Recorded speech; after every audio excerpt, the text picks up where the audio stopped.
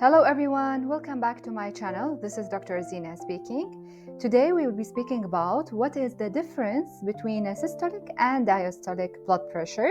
But before we continue, if you are new to the channel, make sure to subscribe down below because it would really help me to grow my channel and reach many dental students worldwide. So let's start now. Starting with the systolic blood pressure. Systolic is the contraction of the heart, and the way to remember systolic equal to squeezing. The opposite to contraction is relaxation. That is the diastolic blood pressure, which is the relaxation of the heart. And the way to remember diastolic is decompressing.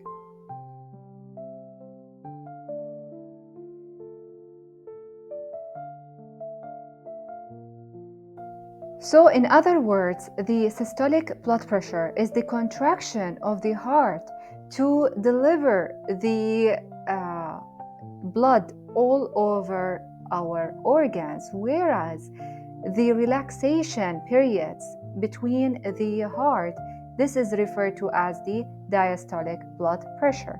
Another graphic representation for the systolic and the diastolic. As you can see, for the systolic blood pressure, the size of the heart will be reduced because there will be contraction or squeezing will happen. In comparison with the diastolic blood pressure, the size of the heart will expand because now the heart is getting a period of relaxation. Now you might ask me which number is for the systolic and which is for the diastolic. Systolic is the top number, whereas diastolic is the down number. And these are the ranges that you need to memorize, just like your name, for the blood pressure. A healthy blood pressure, if it is less than 120 millimeter mercury, and for the diastolic it's less than 80, this is healthy blood pressure, which means that the patient is not hypertensive.